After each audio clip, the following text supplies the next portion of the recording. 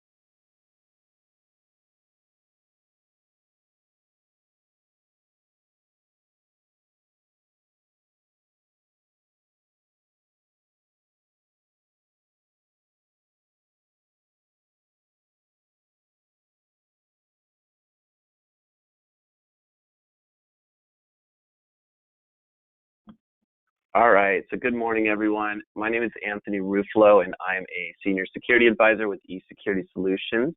I'm also here with Sunil Muralidhar. He is the Senior Director of Product Management with Color Tokens.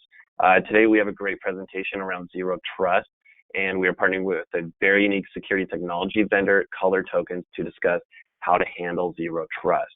So ZeroTrust implements methods to localize and isolate threats through microcore, microsegmentation, and deep visibility to give you an organized approach to identify threats and limit the impact of any breach. Operating any ZeroTrust means security by design is not a meeting or a presentation, but a day-to-day model to protect your mission. So how easy is it to operationalize ZeroTrust? My co-presenter, Sunil at Color Tokens, will cover this in detail after I do a brief introduction.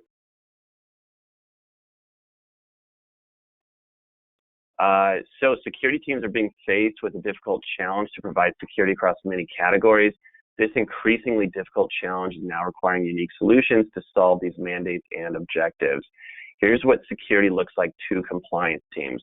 When you look at ISO 27000, there's a broad set of categories. And within each category, there's a depth of responsibilities for security and compliance.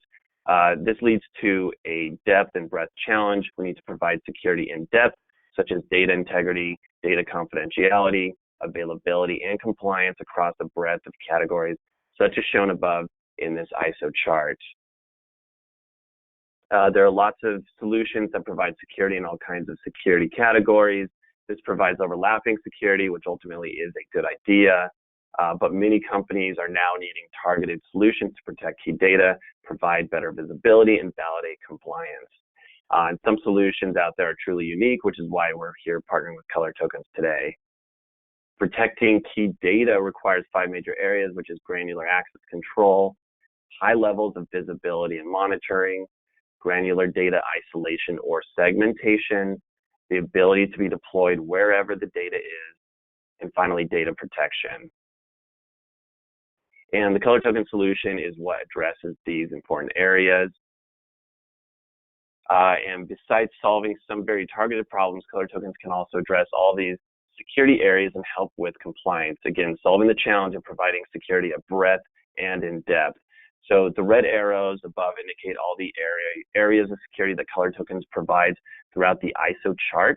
The reason for eSecurity Solutions partnering with Color Tokens is because they are taking a unique approach to solving security mandates across a large number of ISO categories and in depth for each of these categories. So eSecurity Solutions. Before I hand off the presentation to Color Tokens, for those of you not familiar with eSecurity Solutions, here's our methodology in providing complete security to our clients. An ongoing and complete security management process is required to maximize ongoing security and compliance in companies. We do not view security as a product, but as a process. And this diagram shows our overall process. We can begin with helping you understand your current security posture through risk assessment, then help with building a security strategy, followed by procurement of security solutions, implementation, and ongoing managed services for your company. And one final area. So this is what eSecurity can provide to our customers. We handle everything from GRC to risk assessments, managed security, and managed detection and response, security training, services, projects, and overall compliance mandates. We're also partnered with all the leading security technology vendors. And with that said, I'm now going to pass things on to Sunil over at Color Tokens to review their technology. So Sunil, you should see things now. Got it. Thank you, Anthony. And good morning, everybody. Thanks, Anthony. So my name is Sunil Muralidhar. I'm part of the Color Tokens team here. I've been one of the earliest members of the company. I'm a senior director of product management, so kind of saw the product kind of take shape and also come to this state where it's in, where we feel extremely proud of what we built. We would love to kind of share with you kind of the challenges that we've seen when we're talking to our customers and make sure that we have tried to solve as many of those as we kind of help more and more of our customers adopt this concept of zero trust, right? So I think, as Anthony mentioned, I think most of us are now kind of getting familiar with this concept of zero trust, right? And zero trust is a lot of there's a lot of communication and education that Forrester, the analyst Forrester, has done for us. They've tried to train us for the last 10 years as to how to take this approach of zero trust. And zero trust, if you really were to summarize in a single statement, what they're saying is that, hey, it's a model, it's a mindset that where you say you never trust anybody implicitly, right? You never trust, you always verify. You always verify the device, you always verify the network access, you always verify the person behind it. So everywhere there is a verification step before you actually allow any kind of access or control, right? So that's zero trust, and we were like, okay, let's build a product that's built on this notion of zero trust. And we spoke to our customers, hey, here you go, this is easy, let's do it, right? But most of our customers, this I'm talking about probably a few months or a year ago when we were talking to our customers about our solution, they were not ready. I mean, most of the idea behind zero trust, I think, was internalized, and I think Forrester and even Gartner today has done a fantastic job educating the market. But when it comes down to actually implementing it, our customers were just not ready. They're like, wait a second, right? I mean, let's talk about it a little bit more. The practitioners that we were talking to on a daily basis, they expressed concerns over zero trust, and all those concerns, if I were to kind of pick the top 6 or 7 of those, right? This is what kind of started to come up on a regular basis. Like, first thing they were asking is like, okay, great, but what do you mean let's do it? Like, where do I start? Where do I begin, right? What does it mean from a first step, right? What is that I need to do? We said, okay, well, how about you start with your critical assets? And they're like, what are my critical assets? Where are they, right? I mean, how do I define my critical assets? They wanted help with that thing. Will it impact my cloud adoption? Many of our customers are kind of in the journey where they're going from this data center view to actually going in and adopting the public clouds or private clouds. The question was like, okay, do I start a project now, or do I wait for my cloud adoption journey to actually end and only then pick a solution, right? Will it impact my cloud adoption plans? What protection should I apply? Now that you're telling me I need to protect my assets, my critical assets with zero trust model and micro-segmentation, etc., but really, what does that mean from a policy perspective? Should it be on a port level? Should it be at the resource level? Should it be at the process level? How do I define my protection policies? The next question was like, what about my users? Okay, are you talking specifically only about your workloads that are running in your data center and the cloud? How do the users actually play into this mix? How do I operate this new model, right? I don't have a team of specialists. I don't have people who've done PhDs in zero trust. This is a new concept. and the security teams are always stretched, and they're dealing with day-to-day challenges. Now, how do I now train or restaff my entire organization to actually implement Zero Trust, right? And then finally, compliance was top of mind for everybody. So compliance and kind of business continuity, right? So security teams are always responsible to answer their two key stakeholders. One is coming from the compliance team, their CISOs and their compliance and their GRC team will need answers from the security team. And then the business leaders want to make sure that the security team, when they're rolling out a new solution, are not breaking the business in any way. Will my application stop? Will my business stop when you're rolling out Zero Trust, right? So these were kind of the big questions that were on top of our customers' minds when we actually started to talk about, helping our customers adopt a Zero Trust model. We said, okay, then that's when we started to take a step back and say, okay, Color Tokens got to do something about this, right? So we can't just implement tools and solutions and give it to our customers and say, go ahead, figure it out. It's not the model that we wanted to approach. So we took a very different approach. We said all our innovations and our technology is going to be geared towards answering these questions, right? So technology for the sake of technology is not useful. It has to solve these practical challenges of adoption. And that's where we've spent significant amount of our time improving and fine-tuning our products. And when we get into the demo, you'll start to see all these elements come up as well. So we took a very implementation-ready approach to Zero Trust, right? So what does it mean? So when you look at all the questions, we could bucket them into kind of three different categories. One is that there is this knowledge that needs to be kind of enhanced in our customers' organizations, right? So they do know at a very high level what's going on, but if you really see, if we ask every single person in the organization, hey, do you know which is your tier 1 applications? Do you know where they are running? Are they in Azure? Are they running in your data center? Do you know what kind of traffic they are actually sourcing, or they're actually sending traffic or receiving what kind of traffic? Do you know about that? What vulnerabilities do they have?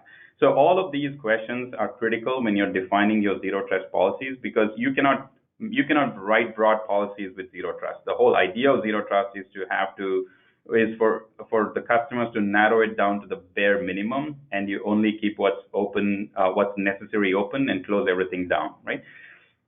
So that's where we started. We said, okay, we got to give our customers this deep visibility and knowledge about their own infrastructure and their applications. Then we're going to make sure that our technology and our implementation and our solution is actually future ready, right? So we wanted to build solutions that work across data centers, clouds, across any kind of form factor, right? So virtual machines and containers, etc. Any kind of operating systems, including legacy operating systems, and any kind of applications as well. So if somebody's starting the Zero Trust journey, we want to make sure that they have the confidence that we can be their partner in the long run.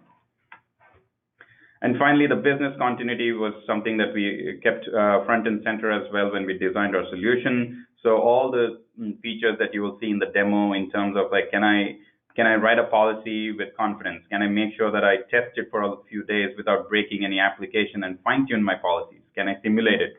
Can I enforce with confidence, right? And those are the questions that we answered, and this is across all the products that we do. So in terms of the products that we offer, Color Tokens is in kind of three main areas, right? So the cloud workload protection. So this is where you're running your most critical applications, your business critical applications.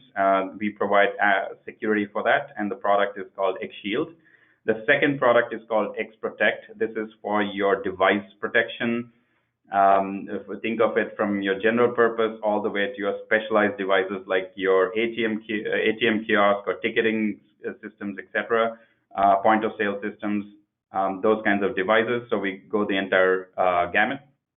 And then the third product is the runtime application self-protection product called X Defend. So we have three different products, and the focus of today's conversation is X Shield. So there's a lot to talk about. So we'll focus on X Shield, which is probably where Zero Trust will start to actually be implemented in your organization. So we'll focus on that, and the demo will also take you through the X Shield product. So let's go a little bit deeper. So we are probably about 2 or 3 slides away from actually getting into the demo. So X Shield is our cloud workload protection product, primarily provides you visibility and micro-segmentation for all your business critical workloads, right? So the first thing that, as I mentioned, we do focus heavily on providing you the visibility that you need to actually understand what is going on between your servers, right? Between your different application servers, your web servers, your database, etc. Because what we have realized is that traditionally businesses have over-invested in perimeter security, right? You can think of your perimeter security defenses as your next generation firewalls, your IPS, IDS, and so on. But then, as you will see later on in the demo, about 80% of your traffic is actually just internal to your organization. It's happening between your clouds. It's happening between the servers that's running in your clouds, right?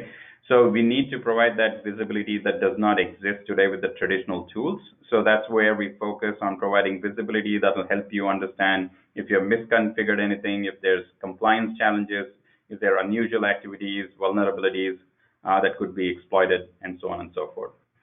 From that, we jump into providing very granular controls so that you can implement micro-segmentation inside your organization, right? So you are controlling the lateral movement problem, right? So if there is going to be a breach, you want to be proactively prepared for it. So you have to make sure that all the things that you could do today to prevent lateral movement of attacks you could do, or you could take care of that today, and that's what micro-segmentation gives you. So in terms of how it works, right? So you define policies in what we call Color Master, which is our X Shields management console, right? So this console is the one that's running in the cloud. This is where you see all the traffic and visibilities and vulnerabilities, etc. So you can take policy decisions. So you define your policies, you simulate it for a while so that you can be super confident that you're doing the right thing. And you will go ahead and enforce that policy after you've fine-tuned it, and then lock down your critical assets and micro-segment them and give them protection. The way we do that is through host-based firewalls that is already natively part of your operating system. So we don't enforce, we're not in the data path, we use the native controls from the operating system so that they are super fast and efficient. Think of as a way to actually have an abstraction layer and a business layer on top of that. In terms of the components, we are a SaaS platform, right? So we have a cloud-based Color Master, which is X Shield Management Console, right? And this is what our customers will get access to. From there, you download an agent, just like you would do for an antivirus solution. You download an agent that you deploy on your servers and user laptops and so on, and your special purpose devices. So that agent, which you see at the bottom right, this is what you would deploy on all your workloads, right? So this could be in your data center, public cloud, or a secondary or a private data center, etc. You would deploy them on each of the assets. And then they start reporting all kinds of telemetry back to the dashboard, which you as an admin will be able to visualize and write policies and download reports and look and find useful information that are actionable from the dashboard, right? So that is going back and forth between the console and the agent. The way the agents work is through an outbound connection through the console. So there is no inbound connection from our cloud to your data center or the cloud, right? So to your cloud. All the agents are only outbound on a secure 443 port.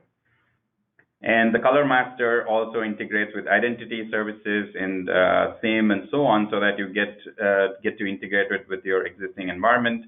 What we also do in part of giving you the deep knowledge about your own organization is that we also enrich the data we collect with additional data from outside, which is the vulnerability information. It comes out of the box. If there is a vulnerability that your server is actually exposing and it could be exploited, we will make sure that you're aware of it. and there is threat intelligence services that we integrate with that gives you geolocation, that gives you reputational feeds, etc., all built in and out of the box. So you don't have to purchase anything extra from any of the other vendors. You don't have to integrate it and make sense of it in another tool. It's all in one place so that it's an information that you can use to write your policies with confidence. Okay.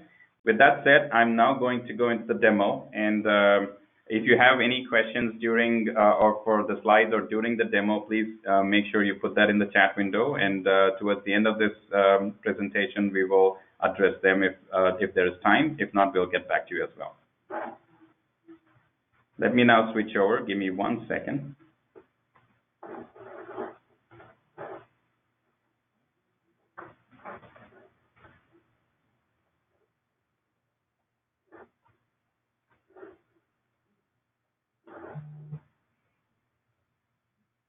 Okay, so this is Color Master or Xshield's Management Console.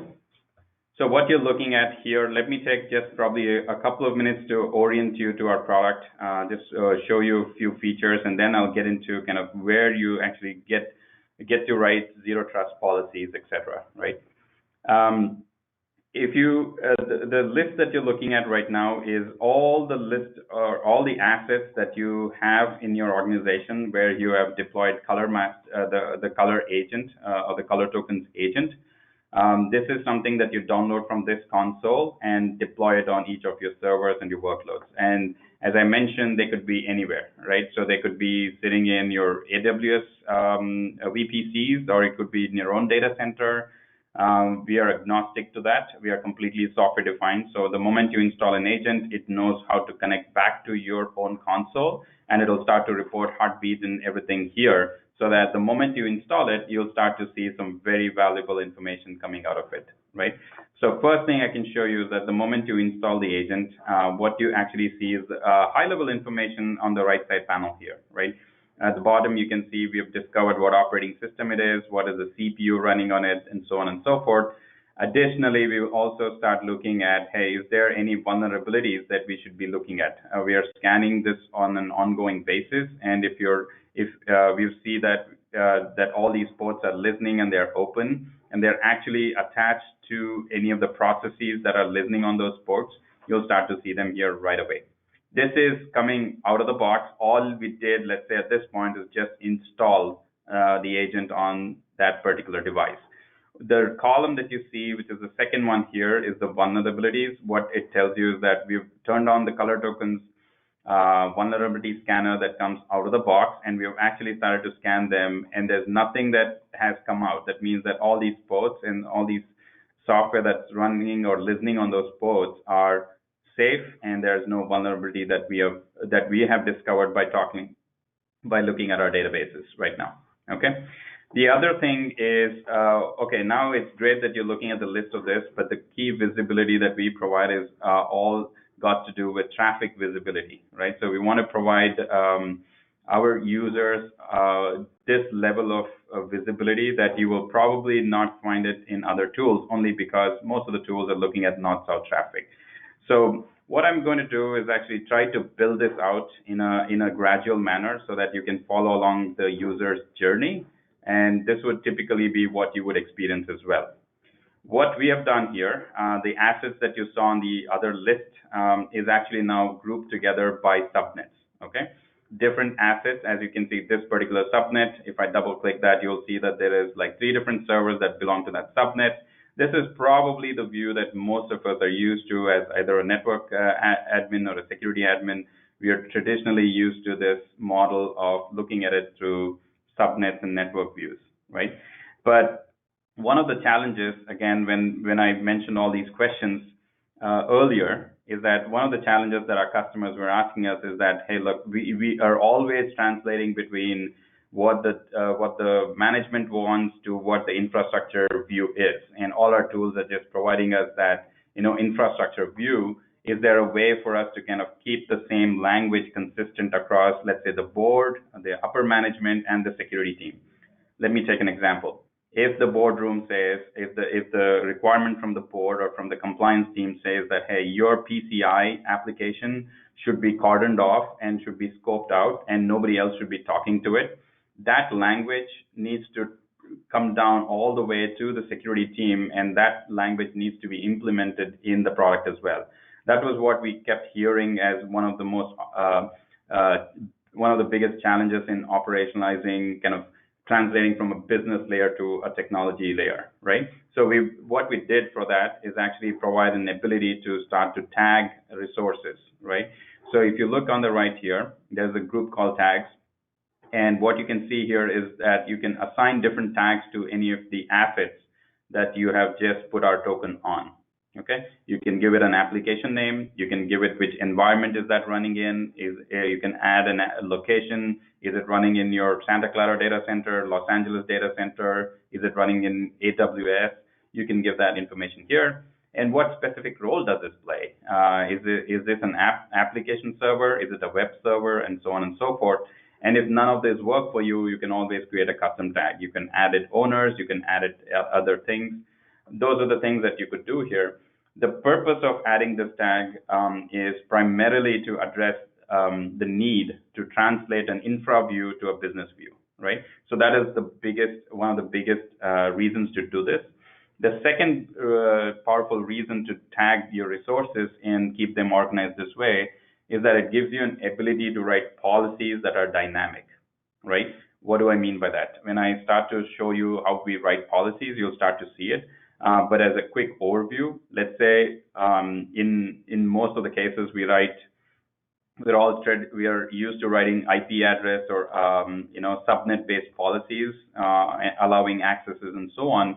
But in our policies, you can write it at the tag level. And what that does is that the next time a new server comes up with a different IP address and a different host name, etc., all you have to do is add the tag, and it naturally becomes part of the different groups, organizes itself, and inherits all the policies that were written for that. So the policies go with the application and the workloads. So you don't have to repeat the work that you put in already. So now let me show you what that world looks like once you've started to actually tag a bunch of your assets. So I've turned on a different filter here, and we have actually tagged a bunch of those resources. And as you can see here, we have grouped them by different tags. One could be our PCI database. So we want to make sure that not everybody is talking to the PCI database. We have PCI application that's probably collecting customers' credit card information. We have HR resources. There's an application for that. There's an ERP. So each of these groups of servers together, they form different applications, right? So this is how we want to logically group them. And these are all based on tags. So let me click on one of them to show you how we've created that, right? So this is a group that we have created, which says attributes, which is based on attributes, and the environment is production, right? So this is an application that you have deployed in your production environment, and you said, wherever the application tag is HRM, I want you to group all of these resources together and put them in this kind of a circle, right? So that's what this group is here for. Now that you've started to group these different resources, what you also start to see here is that there are these lines, right? You start to see lines that you started to notice here. Clicking on those lines, you can naturally expect something to tell you about the traffic. So what we've done is give you two levels of granularity. One is to tell you at a high level, this is a summary that says that, hey, from your, in this direction, your PCI applications are receiving HTTP requests coming from the HR application servers, right? So this is an information that we have collected for you automatically. Again, so far, all you've done is just deploy the agents, and for this to work, you've tagged them. So those are the two things that you've done so far, and you actually start to see this level of information.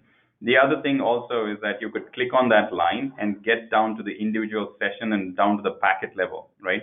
Exactly when did this session start, and which is the source host name to the destination host name, so on and so forth.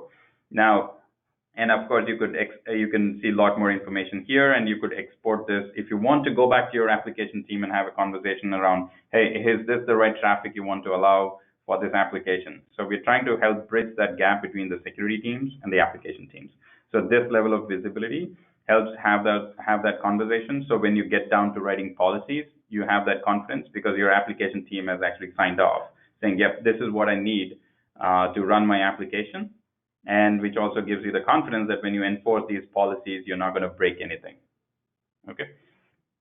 So far, what we've done, we've shown you a bunch of things that where we have deployed the agent, and the agent has started to report both information about itself, right?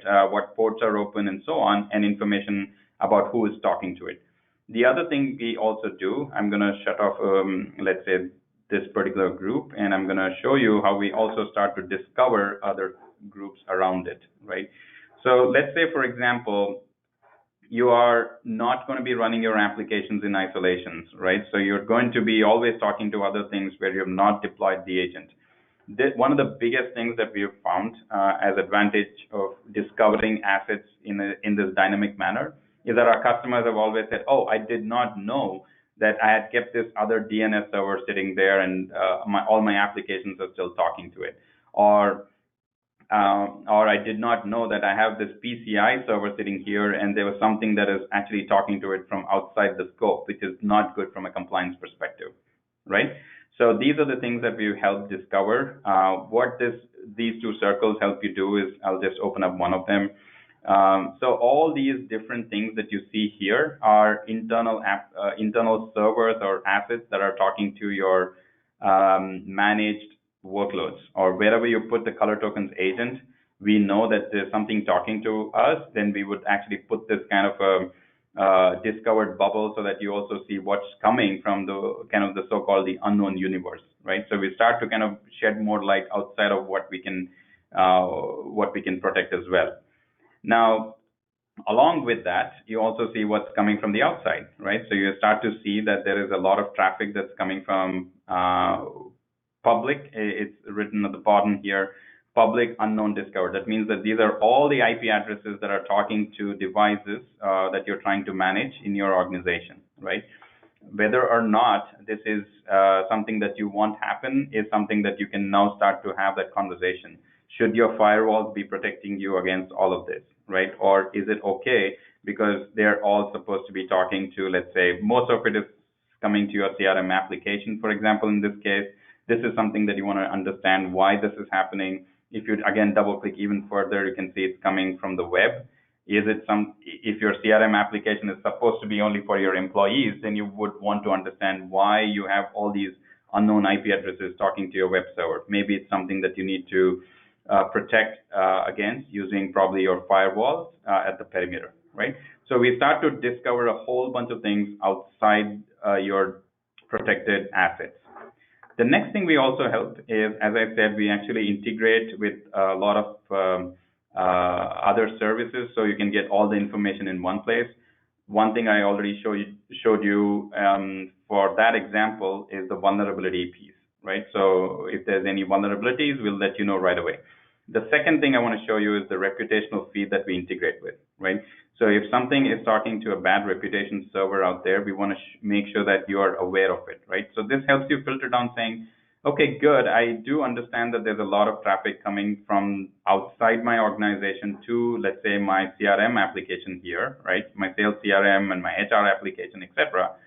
But the question really is, why do I have bad reputation traffic coming in, right? So if that is something that you want to understand, this helps you kind of add that extra layer of filter on top that says, okay, why is there, let's say, an exploit coming from this part of the world to one of my critical applications, which is my CRM application, for example, right? Now you want to go back and have this conversation again with your firewall vendors or someone who should be protecting you against all of this, but at least you are getting that one view that here are my critical assets and they are now exposed onto the internet, right? Irrespective of how many layers of defense you have put in front, we are still able to see this traffic and say, okay, this is still all the hitting your critical assets in such a way that you can now go back and take some corrective actions, okay?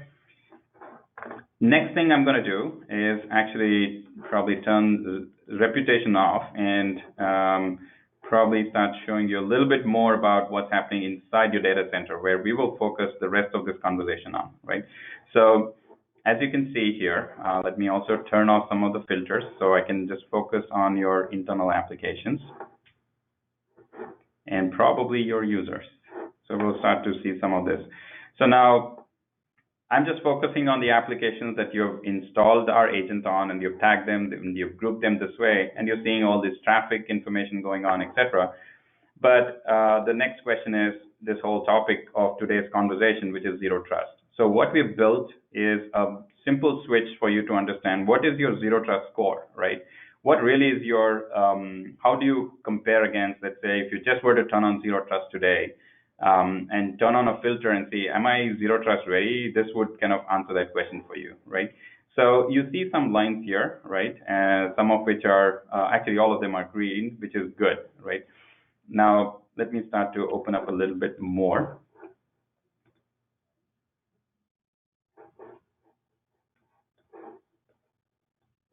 And you'll start to see some interesting information coming out of this, right? So anywhere that you see applications or lines that are red or green, you know what they are, right? So basically, if you click on this line here, it'll tell you, hey, look, the traffic that is happening between your HR application and your PCI application is something that you, as an admin, have said is good, right? So it is authorized traffic, and it's HTTP authorized traffic. You've inspected it. You've written a policy that actually says this is good. So now, if there is something that's bad or something that you've not inspected, because in Zero Trust, anything that you've not inspected and explicitly authorized, we automatically call it bad or unauthorized, right? So if you look at this line here, something between your global R&D and another subnet, there's some traffic that you've not inspected, and it looks all like it's unauthorized traffic. Now, how do you actually say something is authorized or unauthorized, right? So that is the piece that you would want to actually, I'm adding another group here just so I can add some more context. And the third thing you see here is like a yellow line, right? So the yellow line, as you can probably guess, is a combination of both good and bad. It's neither all good or all bad. As you can see here on the right-hand side, there's some authorized traffic, but there's also some unauthorized traffic here. So you would want to go ahead and inspect whether is something malicious going on, or you probably forgot to whitelist something that should be part of your policy, right? Now, you will get this kind of a view, a zero trust view, when you turn this on here. You get this kind of a zero trust view of what is good or bad or something in between, only when you have told the system really what is good, bad, or not, right? So this is where we get into a little bit of writing the right policies for your organization, right? So what I'm going to do next is show you how to actually say whether Azure should be talking to some of your network groups, Azure lab devices should be talking to your network groups, and what should be that view look like. For example, it should only be DNS traffic going between them. You have to tell the system that thing in some way. So one of the other innovations that we've spent time on is to make sure that writing policies is super simple. It should be as simple as clicking buttons, and that's where, again, we've spent a lot of time. So let me jump into how to tell the system what is good so that you can get this kind of color-coded view of your zero trust path or the journey. So what I've done here is I've clicked on the top here which says policies. So I'm getting into the policy mode. And I've also, because I know where the traffic is, I'm going to turn off some of the lines. I'm also going to turn off, let's say, some of the endpoints, just so I can start to write some policies that you can see over the Zoom call here, or the conference call here. So these are all the policies that you have written, let's say, and I'll show you how to write one, which is as simple as clicking a few buttons, right? So what we've said here is this ERP application is allowed to talk to the admin stations. It can talk to, let's say, this other group here, and it can talk to the Azure lab. These are all the lines that we've written so that it allows the policies to be, or the traffic to flow. The way to write a policy is to say, this is the group that is accessing, this is the group that we are trying to protect, or this is the group that it's trying to access, and we say, what kind of port and protocol should it actually access it on? It's as simple as that. You say, from here to here over this kind of protocol. That's the only policies that you would have to write, and I will go ahead and create one at this point.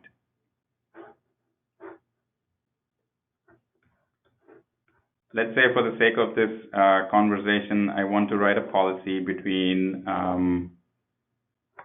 my sales CRM and you should never write this policy, but just for this example, let's say I want to write a policy that allows my CRM application to talk to my PCI databases for some reporting purpose or whatever that is. So I would go here, right? And all I would do here is click on this.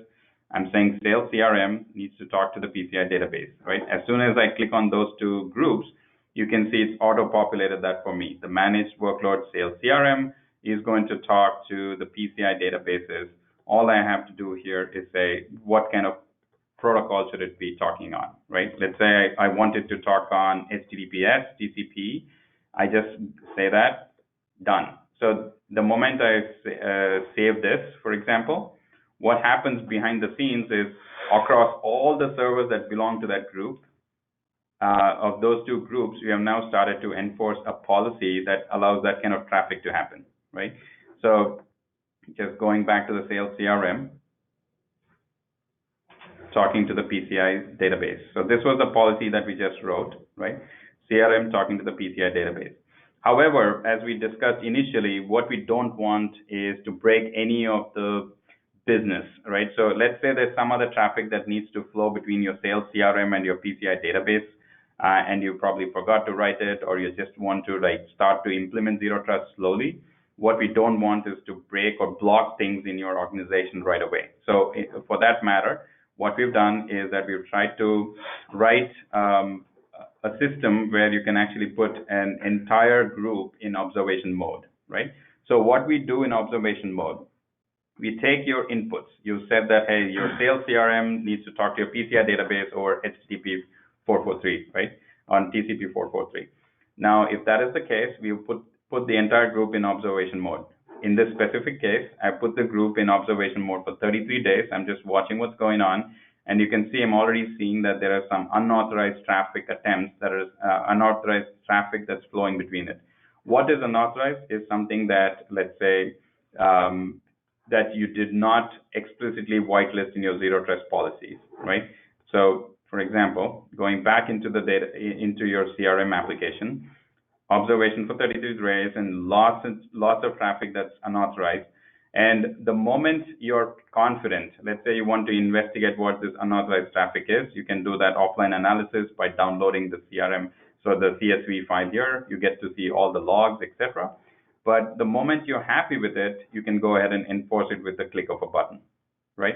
So this gives you a good buffer between writing a policy, simulating it, observing it, fine-tuning it for a few days, and then going into enforcement so that you're super confident that, hey, this is exactly what the policy should be for this business application to run.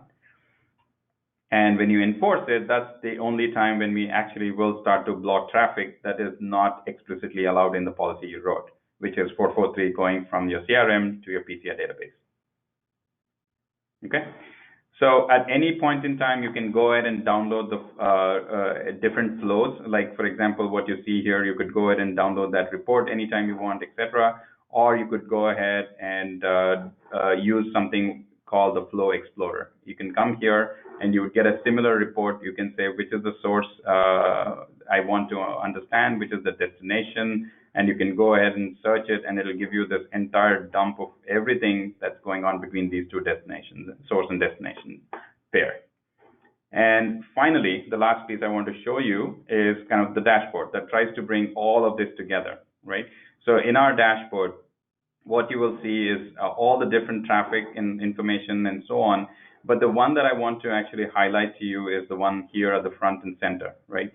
As we discussed at the very beginning, organizations are kind of blind to the traffic that is actually happening inside the organizations in many cases, right? So because we have a lot of tools to tell us what's going between your organization and the rest of the world, which is what we call the north-south traffic, which your perimeter defenses will see. In this case, right, about 13% of the traffic is the one that is going between your organization and the world.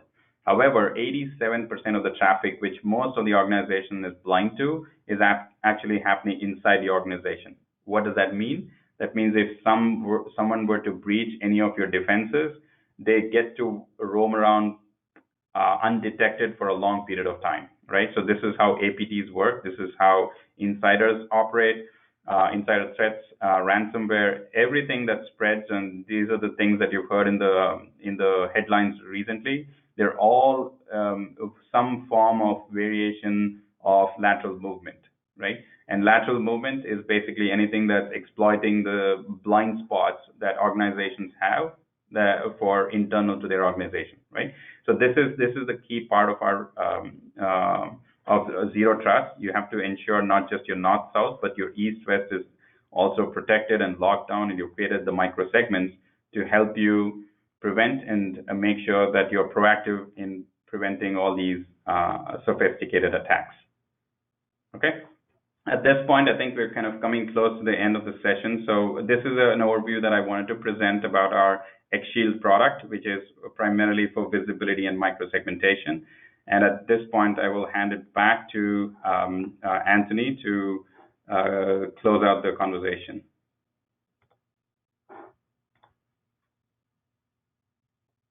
Thanks, Sunil. Back to you, Anthony. And yeah, and thank you everyone for joining. So we just want to let you know that eSecurity Solutions and Color Tokens are offering a free risk assessment to qualified customers. So if you think this is something of interest, we'd love to engage with you and your team, do more of a tailored discovery call with you, and then go through, I believe, what is a month-long risk assessment process. Also on the screen is my direct contact information. However, if you're already working with a rep here at eSecurity Solutions, you can reach out to them as well. And in addition to that, I'm sure we'll be reaching out to you after this presentation.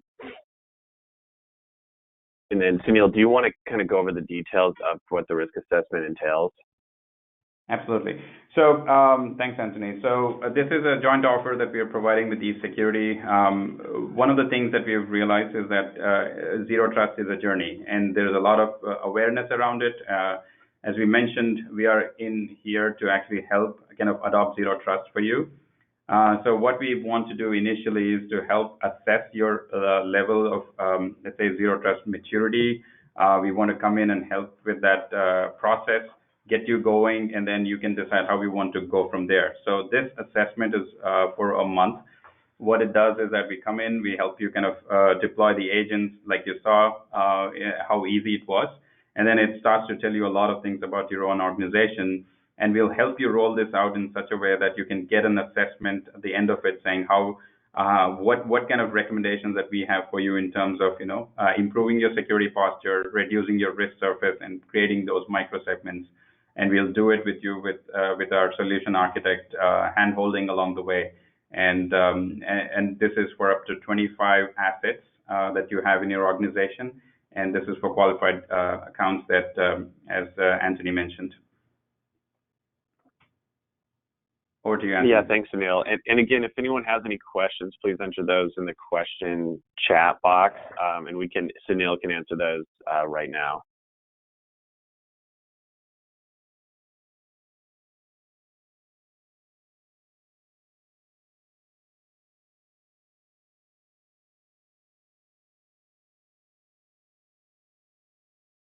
And if there's no questions, then that's fine as well. As I mentioned, we can reach out to you after this and, again, go through next steps with you if you think that this may be a good fit. Anything else you want to add, Sunil, on your side?